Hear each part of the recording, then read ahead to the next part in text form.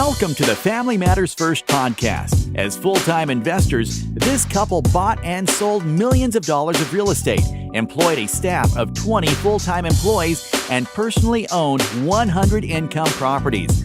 Then they lost everything except their passion for each other. Their financial bankruptcy didn't lead to relationship ruin. Listen to this certified marriage intensive coach and this licensed professional counselor share how their marriage is still going strong after 29 years and how you can build a relationship that lasts a lifetime. And now, your hosts, Jim and Teresa Adams.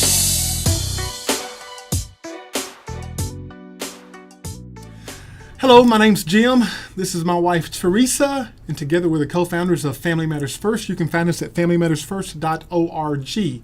We're going through a series of little vignettes. Oh, wait a minute, I forgot to start the timer. I promise that we're going to keep these short and to the point because one of us has a tendency to get kind of long-winded. We're going through a series. We'll find out who that is. We're going through a series of little vignettes on 12 questions couples should ask before getting married. These are things that, Teresa, couples should be discussing before they get married. Absolutely. So this week's question is, hey, Teresa, I'm pretending we're dating.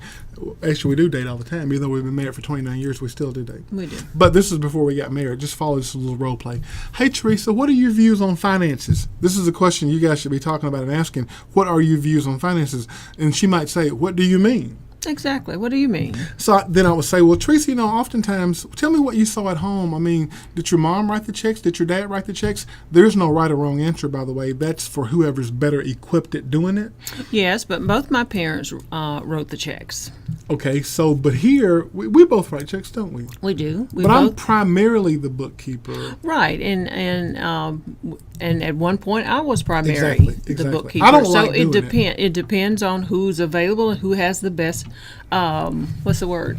Who's the best? Who's most talented? Who's the most talented at dealing with books and finances and stuff like that? Okay, now here's a deeper question about views on finances.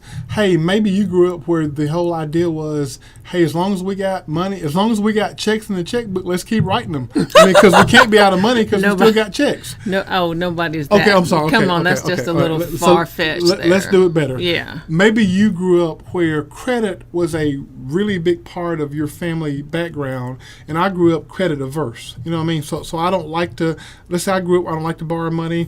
You grew up where it's no big deal.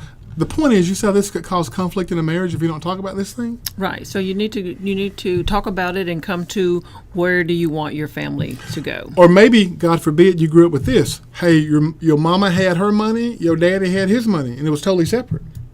Right, and being in a marriage, you don't necessarily want it that way because there is a reason why we put things together, especially our finances. Exactly. Because money can become a divider. Mm-hmm. Yes, and we don't want it to. We don't want the love of money to cause a problem. Okay.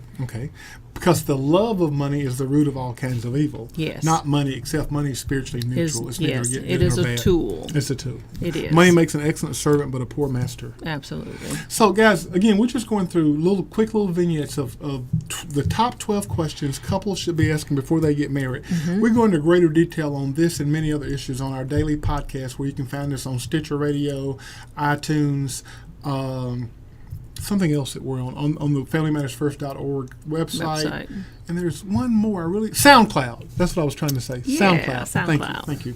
All right, so we're going to come back in our next vignette and talk about question number 5. Yes. Question number 5. Exactly. What are your views that you saw growing up? What were the views that you saw on the different roles, different husband roles, wife roles, et cetera, et cetera? All right, thank you so much for watching. We'll see you the next time. Thanks for listening to another session of the Family Matters First podcast at www.familymattersfirst.org. Stay encouraged and join with us in the fight to build righteous relationships, mighty marriages, fantastic families, and prepared parents everywhere.